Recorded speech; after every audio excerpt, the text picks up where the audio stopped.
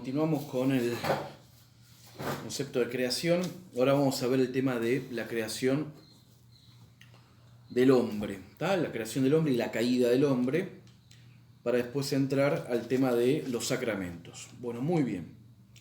Seguimos con el Catecismo, numeral 49, sobre el hombre. Bueno, ¿cuál es la criatura más noble que Dios ha puesto sobre la tierra? Se pregunta. Y es obviamente el hombre, ¿no? ¿Pero qué es el hombre? El hombre es una criatura racional, ¿tá?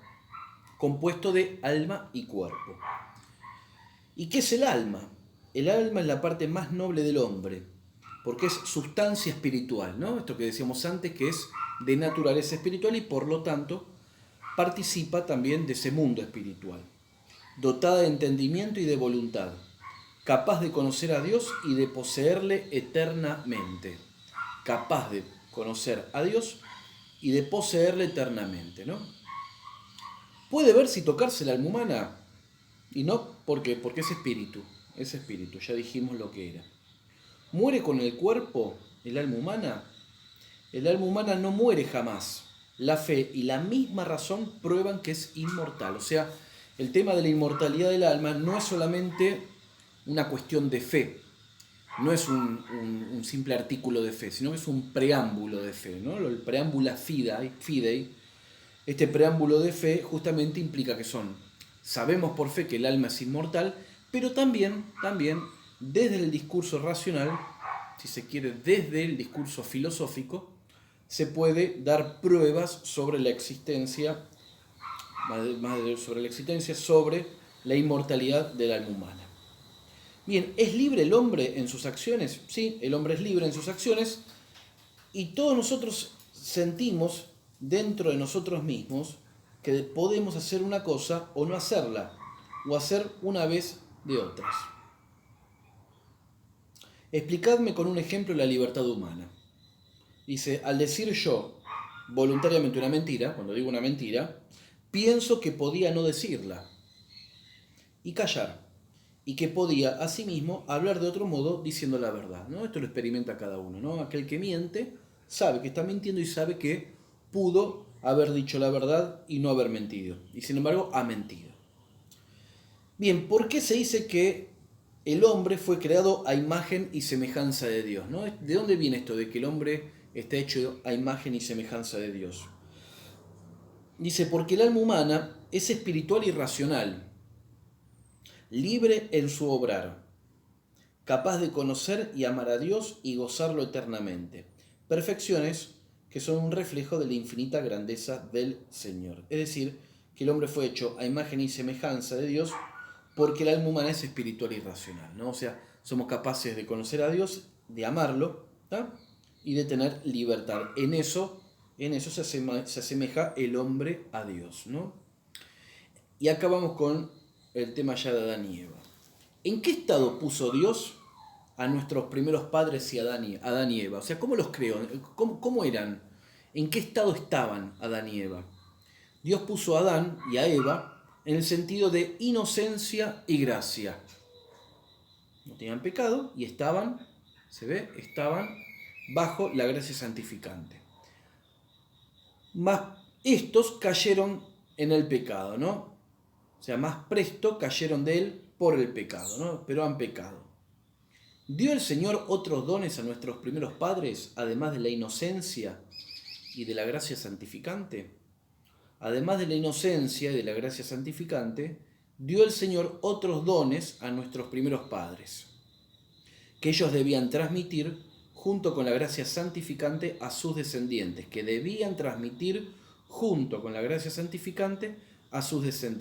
y eran la integridad o perfecta sujeción de la sensualidad de la razón, la inmortalidad, la inmunidad de todo dolor y miseria, y la ciencia proporcionada a su estado. Bueno, entonces vamos por puntos.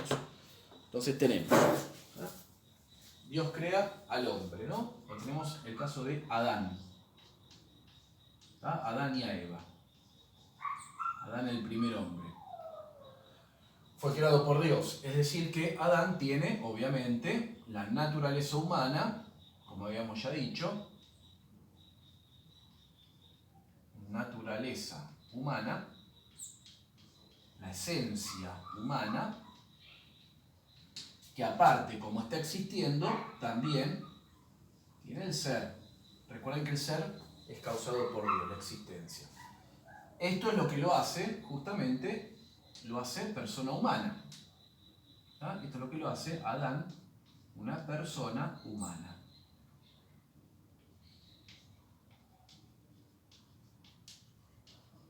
Es decir, que Dios, entonces, Dios crea, ¿no?, a la persona humana, crea la naturaleza humana y le da el ser a Adán. Pero acá dice otra cosa más, que aparte lo ha creado Adán, no solamente como persona humana, sino que le agrega aparte unos dones, le va a agregar, por otro lado, vamos a ponerlo así, le va a otorgar ciertos dones sobrenaturales.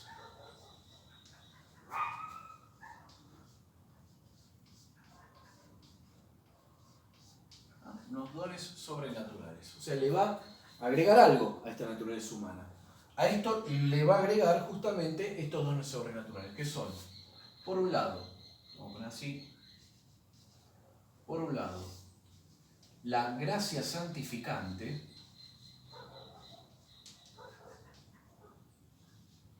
gracia santificante,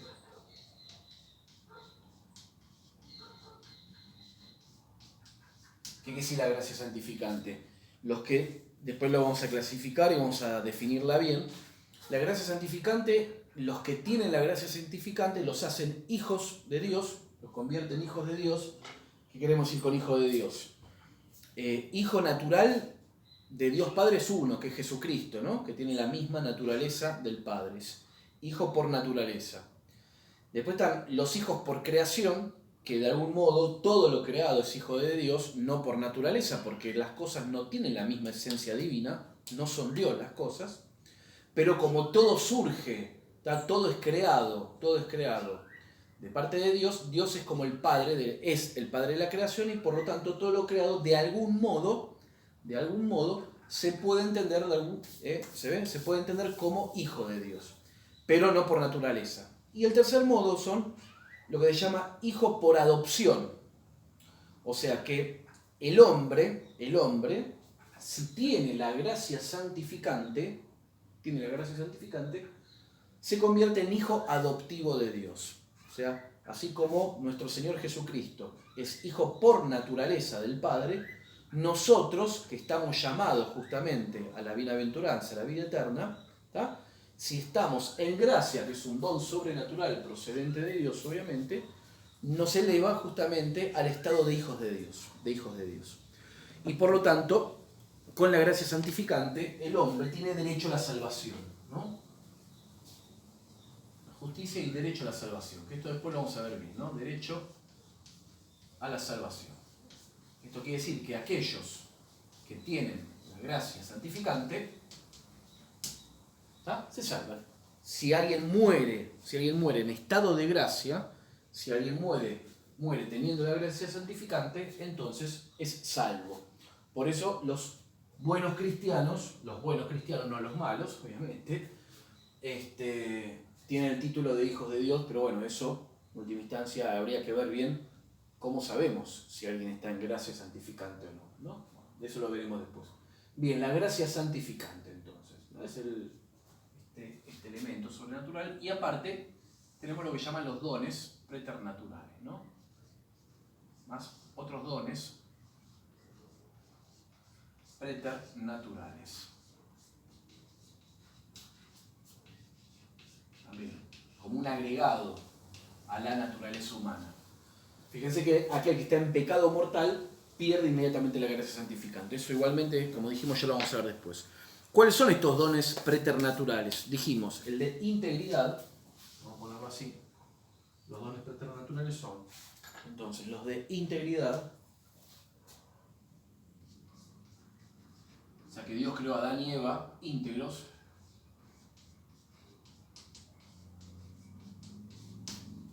Leo. Dice, pues bien, entonces tenemos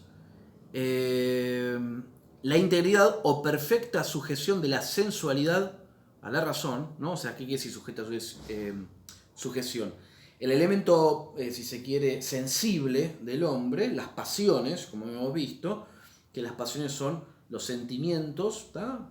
Las emociones que son actos del apetito concupiscible y del irascible, que son de naturaleza sensible, están bajo el orden, ¿se ve? Están bajo el orden, gobernados justamente por el polo racional, ¿tá? Por el polo racional. Integridad, dijimos, ¿tá? La inmortalidad, Adán y Eva no debían morir al principio, cuando fueron creados. La inmortalidad, o sea que Adán y Eva, por este don preternatural, no podían morir. Fíjense que naturalmente el hombre, si yo olvido todo esto, el hombre muere. Ahora, si aparte al hombre lo reforzamos con este don, estos dones preternaturales de la inmortalidad, bueno, el hombre no muere, o sea, Adán y Eva en el comienzo no debían morir, ¿tá? La inmunidad de todo dolor y miseria, no tenían dolor, ni sufrían. A la inmunidad de todo dolor y miseria, o sea, no había dolor, Adán y Eva no podían dolor, ni tampoco podían sufrir de algo, ¿tá? Y aparte, la ciencia proporcionada a su estado. Y el don de ciencia, o sea que Adán y Eva dan un conocimiento mucho más perfecto del que podemos tener nosotros, ¿tá? Mucho más perfecto del que podemos tener nosotros. Así estaba constituido. Ahora, habría que agregar acá, para completarlo un poquito esto, la naturaleza humana. Recuerden que el hombre es un animal racional, es un animal, ¿tá? Racional, y como tal tenemos entonces que el hombre tiene un alma espiritual,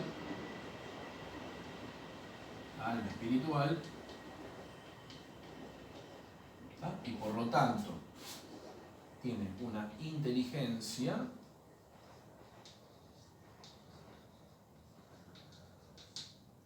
y tiene una voluntad libre, tiene libertad. Pero aparte el hombre, dijimos que tenía un cuerpo,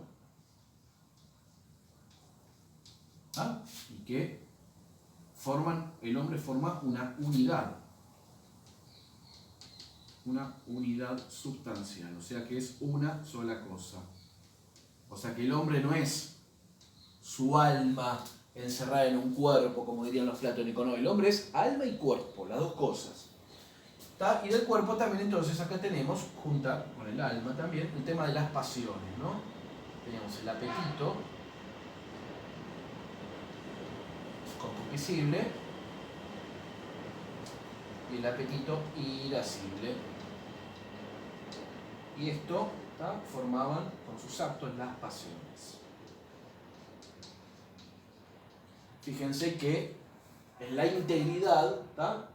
El don preternatural de la integridad, la parte pasional estaba en perfecto orden justamente con la racionalidad, con la inteligencia y la voluntad. Esto después del pecado original hay un trastoque, hay un desorden justamente de lo pasional con lo intelectual o lo racional. Bien. Y aparte tenía la misión, dice, tenía aparte el elemento que agregamos, debían transmitir, o sea, Adán y Eva, a su descendencia, a los hijos que iban a tener, debían transmitir junto con la gracia santificante los dones preternaturales a sus descendientes.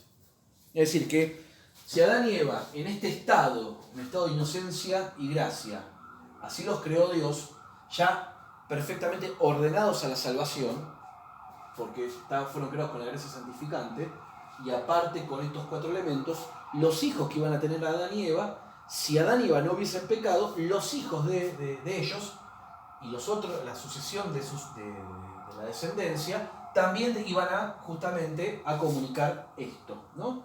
La gracia santificante y los dones preternaturales. Ahora bien, se pregunta entonces, ¿cuál fue el pecado de Adán? ¿Qué es lo que pasó? El pecado de Adán fue el pecado de soberbia y grave desobediencia.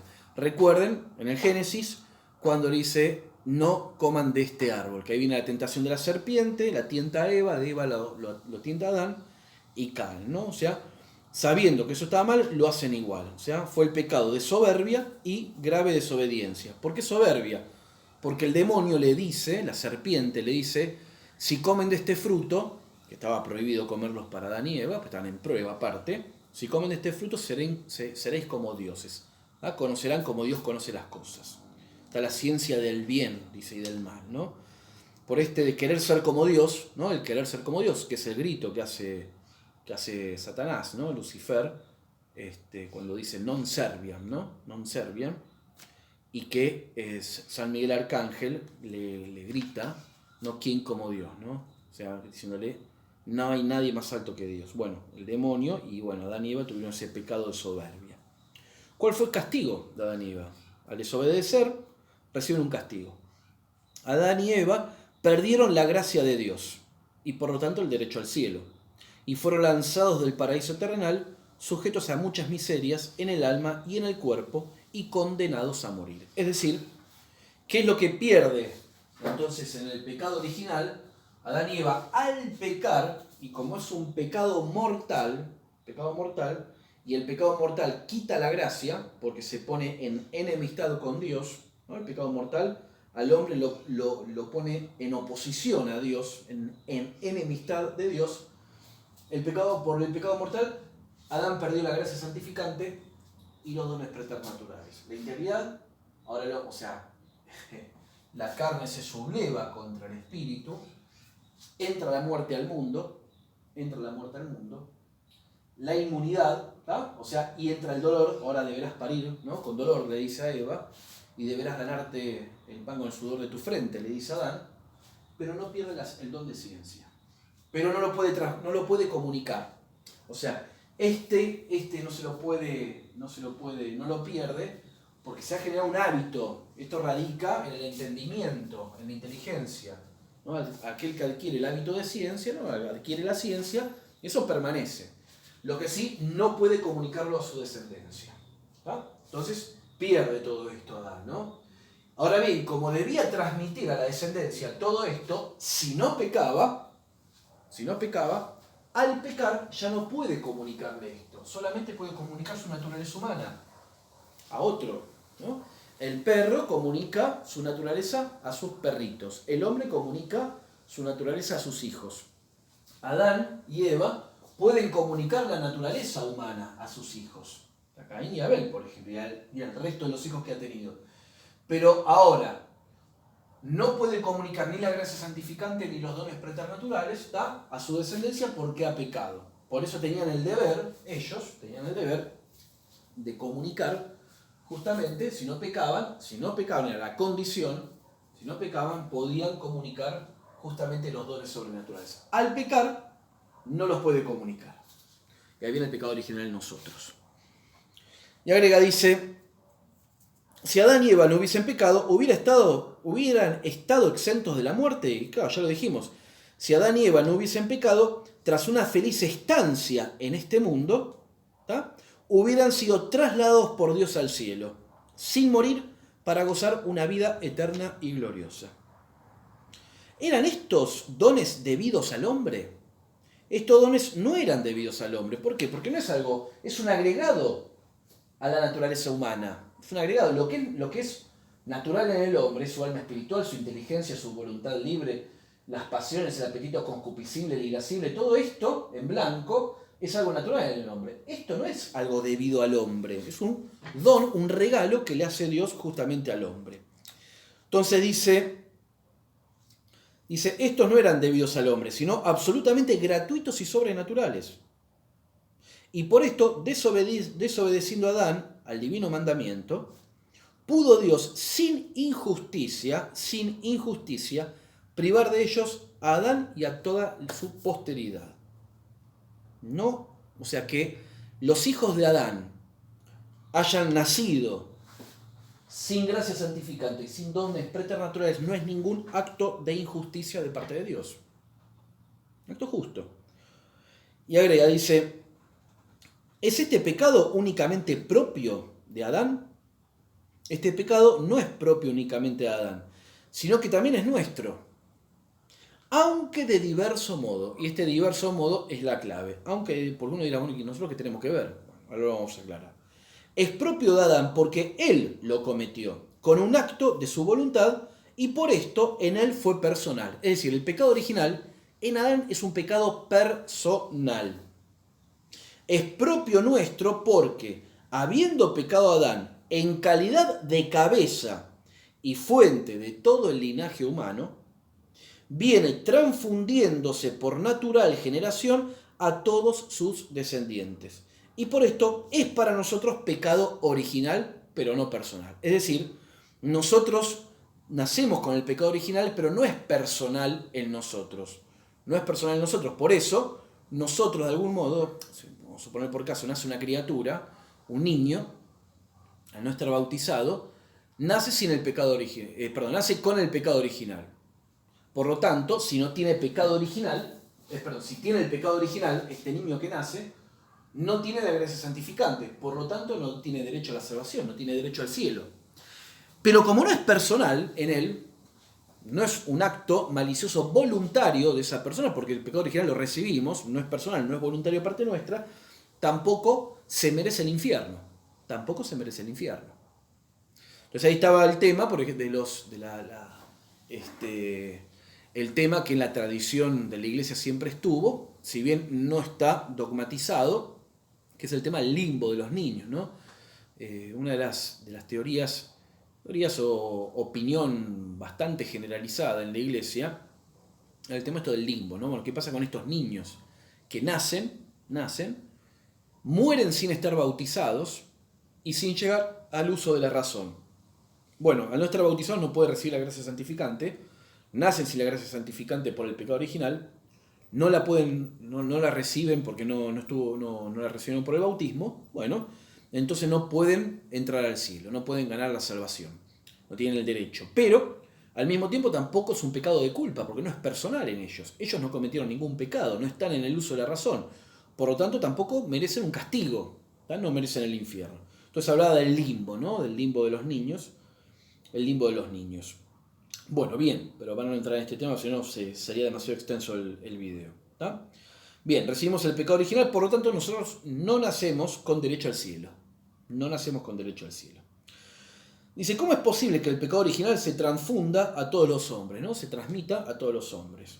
El pecado original se transfunde a todos los hombres porque, habiendo conferido Dios al género humano en Adán la gracia santificante y los otros dones sobrenaturales, a condición de que Adán no desobedeciese, como decíamos recién, a condición de que Adán no desobedeciese, ahí está la condición para que justamente se puedan transmitir estos dones preternaturales y la gracia santificante.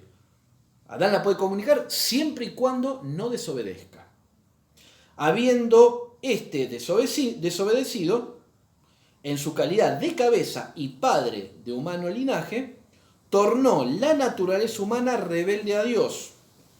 Por esta causa, la naturaleza humana se transfunde a todos los hombres descendientes de Adán en estado de rebelión a Dios, privada de la gracia divina y de los otros dones.